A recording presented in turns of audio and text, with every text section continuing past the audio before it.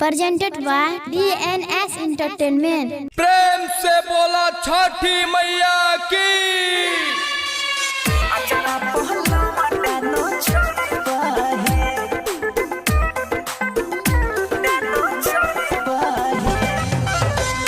चंदन प्रेमी स्टूडियो से छठ पूजा की शुभकामनाएं।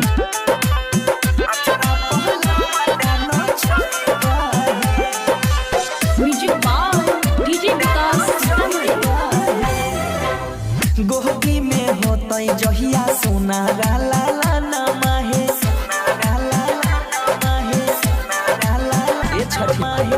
गोहगी में होतई जहिया सोना ला नमा है अचारा पहलवन डाना चईबा है छठी मैया अचारा पहलवन डाना चईबा है सरधा सुमन से तोहर कोसिया के भरवा हम सरधा सुमन से तोहर कोसिया के भरवा हम घाटे पमोरा न करईबा है छठी मैया अचारा पहलवन डाना चईबा है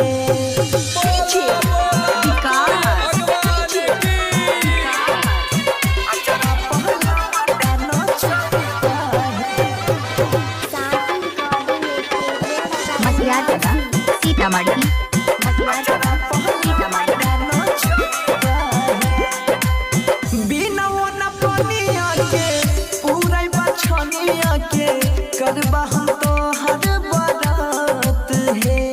चंदन डीजे कचैया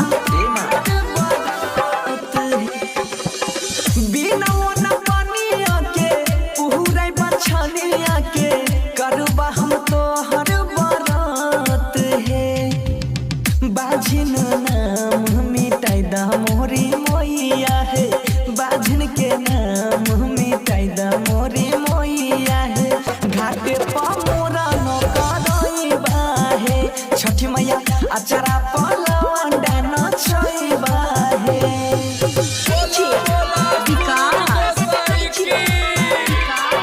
चंदन प्रेमी स्टूडियो से छठ पूजा की शुभकामनाएं।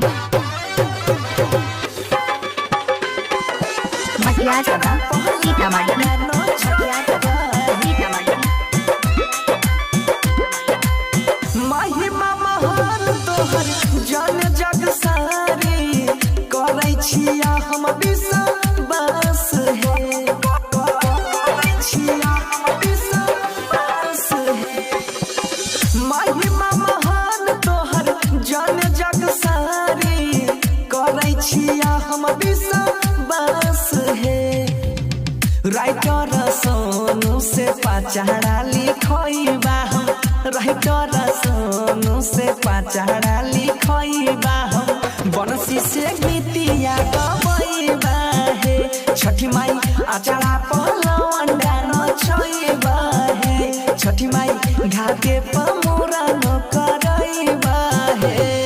शांति रिकॉर्डिंग स्टूडियो राजा जनमान।